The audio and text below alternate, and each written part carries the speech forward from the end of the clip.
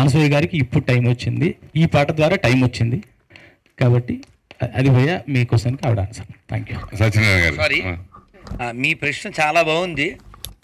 అన్ని పాత్రలు జేబు సాటిస్ఫాక్షన్ కోసమే కాదు, కొన్ని జాబ్ సాటిస్ఫాక్షన్, అలాంటిదే ఇదంతా. థ్యాంక్ యూ అమ్మా, అంతే కదా.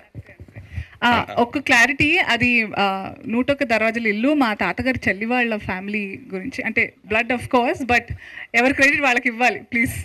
మళ్ళీ ఫోన్ వస్తుంది నాకు ఏమిటే అని.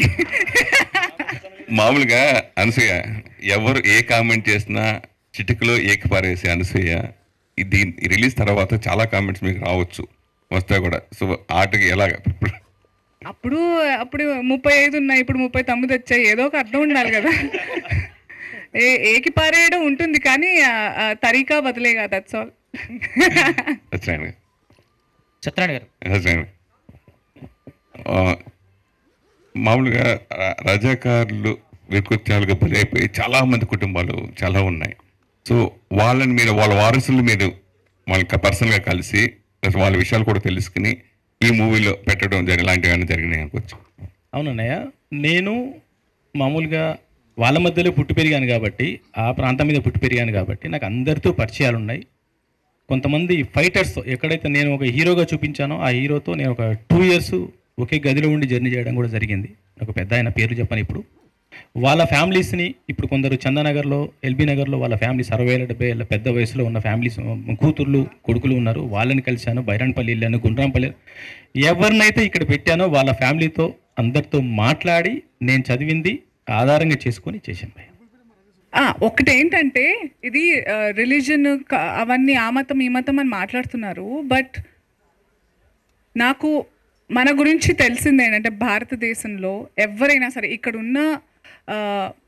ఇక్కడున్న ముస్లిమ్స్ కూడా, I have lot of friends. నేను ఓల్డ్ మలక్పేట్లో పెరిగాను, స్కూల్ అంతా అక్కడే, ఆస్మాన్గఢ్లో, మూసరాంబాగ్లో, మొత్తం నాకంతా స్కూలింగ్ అక్కడ, ఫ్రెండ్స్ అలాగే.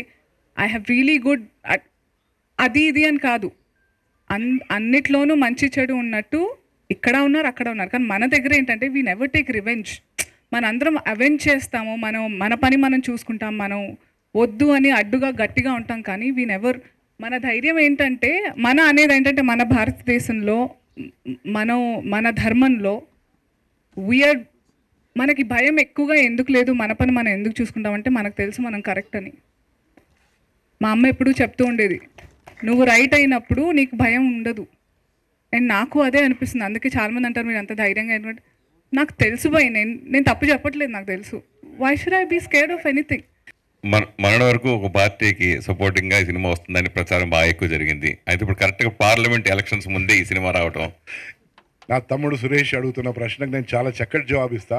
నేను ఈరోజు ఏ పార్టీలో అయితే ఉన్నానో, ప్రపంచంలోనే అత్యంత ప్రజాదరణ కలిగిన పార్టీ, 13 కోట్ల మంది సభ్యులు ఉన్నారు పార్టీలో. 13 కోట్ల మంది భారతదేశంలో ఒక్క ముగ్గురి ఓట్లు ఇంకా సాధిస్తే 52 కోట్లు వస్తాయి వాళ్ళ ఓట్లు. 52 కోట్ల ఓట్లు వస్తాయి 142 కోట్లల్లో. అవసరమా ఈ చిన్న పని ఆ పార్టీ చేసేది? ఈరోజు యాదృచ్ఛికంగా నేను ఆ పార్టీలో ఉన్నా.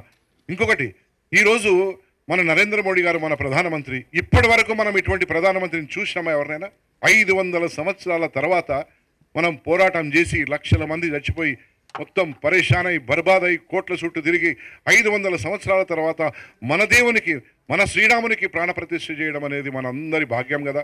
నేను ఆ రోజు అక్కడ ఆ సమయంలో అక్కడ ఉన్నా, నాకు కూడా ఆహ్వానం అందింది, నేను అక్కడ ఉన్నా.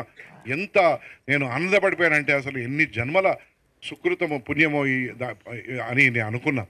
అసలు ఎన్ని జన్మలు మనం సేవ చేస్తే మానవులకు, మానవ సేవయే మాధవ సేవ అనే భావించే నాటువంటోనికి ఆ భాగ్యం దొరకడము, మళ్ళీ ఈ సినిమా తీయడం అనే ఒక భాగ్యం దొరకడం అనేది మామూలు చరిత్ర కాదు. మా తమ్ముడు సురేష్ గారు, really it's a real luck for me to produce and direct. And for ఇప్పుడు స్వామీజీ లాంటి వారు, గురుగారు లాంటి వాళ్ళు దీంట్లో రావడం, అనసూయ లాంటి వాళ్ళు, మకరంద్ గారు లాంటి వాళ్ళు, రాజ్ అర్జున్, ఎవరు తేజ్ సప్రు లాంటి వాళ్ళు, మామూలుగా కాలే ఇదంతా. ఇది ఒక యజ్ఞం. ఇది మేమందరం ఒక వేరే విభిన్నమైన పాత్రల్లో ఉన్నాం. ఆ పాత్రలు ప్రతి ఒక్కరు జీవించారు. నేను కూడా జీవిస్తున్నాను ఈ రోజుకి. నా రిలీజ్ అయ్యే వరకు నేను జీవిస్తూనే ఉంటాను. రిలీజ్ అయినాక జింగిలాలా అయిపోయినా నాకు ఫరక పడదు. ఈ సినిమాకి అంటే చాలా సినిమాల విషయాలు మనం చూడొచ్చు. వాళ్ళు తెర ముందు యాక్ట్ చేస్తారు, తెర వెనక యాక్ట్ చేస్తారు.